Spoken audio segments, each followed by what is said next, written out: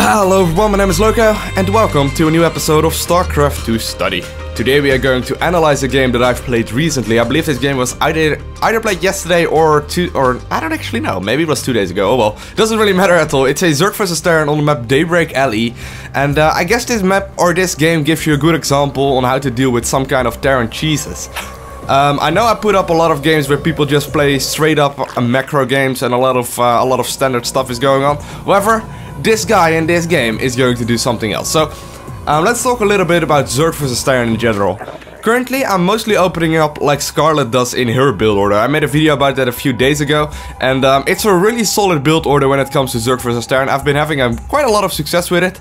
I'm winning most of my Zerg vs Terran nowadays, and it's a pretty cool build order, just because it's so solid all around, and you are pretty much able to defend most of the stuff that the Terran can throw at you. So, in this game, I'm actually going to execute that build order the best I can, but at some point I will be halted by my opponent, who is going to be a complete jackass to me. Because, well, okay, I'm not gonna spoil it. You will see what's coming up. So here we go. I'm just going to open up completely standard, got my 9 Overlord up, and I'm going to follow it up with a 15 hatchery on the low ground, just to get my natural base going as soon as I can. Now, a lot of people like wonder if your opponent is going for proxy hatches, or proxy rexes rather, double proxy rex, what is better, go for a hatchery first or for a pool first? Now, I am honestly not completely sure, but your brain, like your gut instinct, is to say that, well, obviously a spawning pool first is a lot better versus early aggression from your opponent. Well, the one thing that's hard about that is that you can't really have the creep on the low ground. Once you have a natural up on the low ground, you will actually have a lot of creep there, and that way you will make sure that they can't put bunkers up close to your ramp, and it will also give you extra larva production early on in the game. So even though your opponent might be going for some early aggression, a hatchery first generally is a lot better in most situations in Zerg vs Terran. Even versus double proxy rex, it's not the worst thing in the world. So here we are, getting my spawning pool up right now as well. As you can see with my first Overlord, I'm trying to check out if there's a base up. Quick little fact, normally the first Marine comes out at 3 minutes and 3 seconds, or between like 3 minutes and 3 seconds and 3 minutes and 10 seconds. So if you don't see a Marine, and you don't see a base going down around the 3 minutes and 10, 15, 20 seconds at the Terran natural, you can know that it's not gonna be a 1 rex expand. So right now it's 3 minutes and 45 seconds into the game. I'm going to check with my Overlord what is going on, and since I don't really see too much, I'm going to check on what is going on, and I realize, oh my god, there's gonna be a barracks up on my side of the map. So here we go, I'm going to, or a bunker up rather, I'm going to start double spine crawler right now, pulling a lot of drones from my main. I'm going to try and micro this the best I can. Going to use the target firing of my drones to actually target fire the one SCV that is building a bunker, and of course I'm going to start Zerglings and a Queen. I'm also trying to actually target fire everything the best I can. However, I didn't manage to get this stuff up. So here we go, I'm going to try and micro this the best I can, trying to block the Marines from from going into the bunker and one going down, the second one getting us around on that as well. And luckily for me, I managed to block all the SCVs from going, or all the Marines from going into the bunker, and I do manage to ward off most of his aggression. So here we go, my 2 spine crawlers are finished right now. I managed to kill both of the bunkers that were going on, and so far so good. I have basically realized that it was either a double proxy rex or maybe a single proxy rex. Kinda hard to say at this point in the game. However, I don't see any kind of bases going up for my opponent whatsoever. I know that there's no base going up at the 5-minute mark, which means that it's not gonna be a 1 rex expand, which means it's gonna be probably double proxy rexes. So just in case he is going for more aggression after this, I'm going to uproot both my spine crawlers and just play a little bit safely. I'm going to make both drones and Zerglings right now, because I will most likely be ahead in economy if he went for a double proxy rex, and in that case he might be going for a lot of aggression. But probably some Zerg players out there will realize what I'm talking about. Like, after defending a 2 rex, it is really like something that you might be doing is making a lot of drones, but sometimes he will just go at you with like 20 Marines and then just straight up kill you after you perfectly defended his engagement. So right now I'm just making half units, half drones, just trying to make as many drones as I can, but don't really want to lose them. So here we go, I'm actually going to check the watchtower, and I realize there's a bunch of Marines out right there. So I'm going to start 1 gas geyser right now, getting 6 more drones up, as well as a few Zerglings, having both my Queens on the low ground right now, most likely gonna lay down a creep tumor relatively soon as well. And I still have my Overlord on his natural base. As you can see on the minimap, I have to keep checking out if there's gonna be something on that side of the map. If I see a natural right there, that would be great, because that means I can basically grow into a lot more production of drones. But right now I'm kind of scared that he is just saving up more and more stuff. He might have added 1 or 2 more barracks into his main base, which would mean that he would be going for a lot of aggression really soon, because he could really go for like 5 barracks on one base, no problem. However, I also managed to kill off a bunch of SCVs early on, and I know he's still walking around with all those Marines, but honestly that weren't that many. When you think about it, he's most likely... Oh, there we actually see the command center. But when you think about it, if he's going to walk around like that, he's most likely going to take his entire army.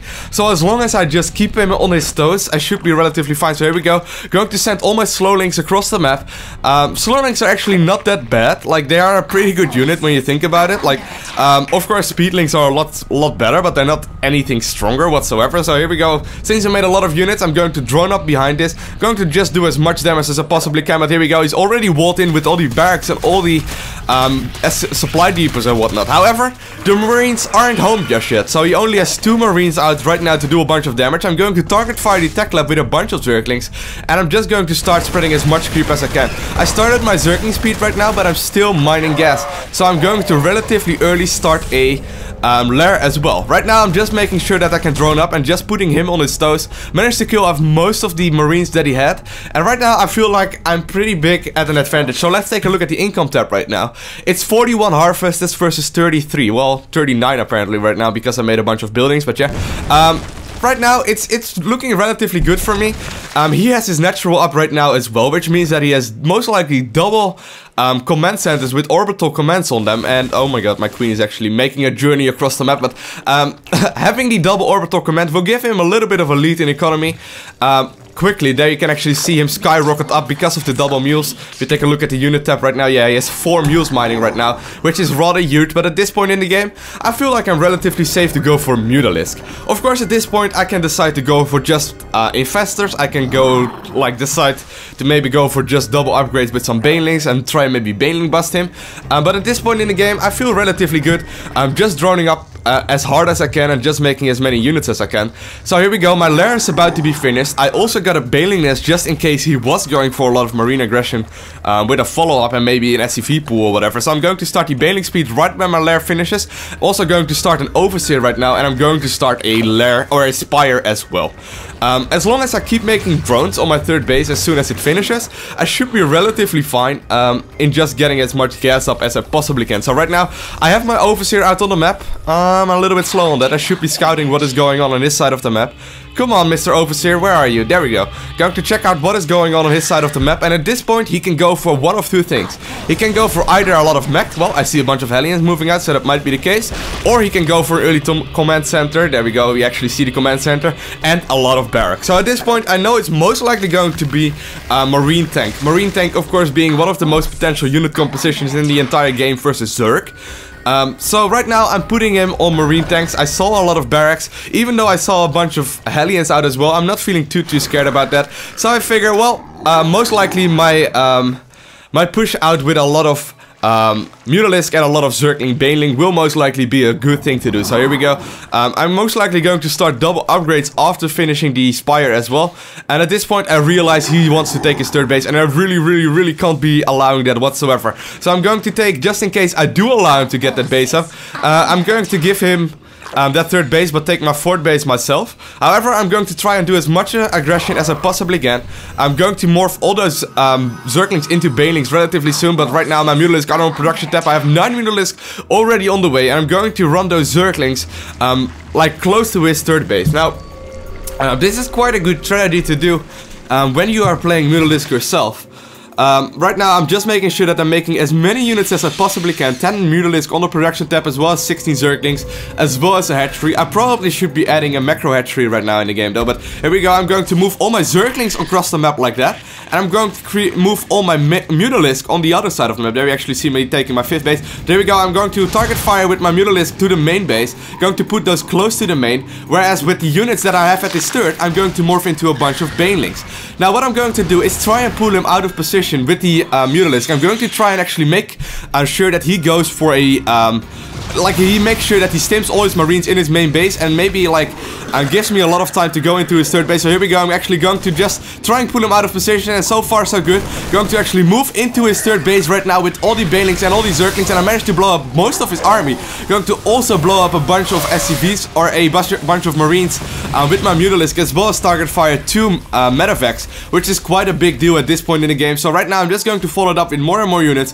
Going to start the gas production at my other 2 bases relatively soon as well, and I'm probably going to start some an infestation pit pretty soon as well. Right now I'm morphing a bunch of Banelings, but I do realize he's morphing out with a bunch of Marines, so I can't really be doing that. However, at this point in the game I'm at the firm lead, right? As long as I just make sure that I don't lose my Mutalisk for nothing, and as long as I keep trading efficiently, I should eventually pull ahead. So right now I actually noticed that he is going for tanks right now, so I have to be a little bit careful with my Marines. Of course I don't want them to be killing off everything that I have. So here we go. I'm actually going to target fire the what is it called? The supply... No, what is it called? The tech lab on the barracks, because it was upgrading something. So, if he was upgrading something, well, in this game it actually was the combat shield upgrade, I would be in a firm lead right now. So here we go. I'm actually going to target fire the tanks with my Mutalisk while morphing more and more Banelings at the front of his base. And as long as I keep all those tanks dead, I should be having a relatively easy time to move into his natural. So here we go. I'm going to target fire. Most likely going to be the bunker that is in front. There we go. No, he's actually rebuilding with the SCV some more depots, but here we go. I'm actually going to move up and roll up the ramp right now. Going to once again target fire the depots, and here we go. I'm going to GG out of the game. I want to thank you guys all for watching this.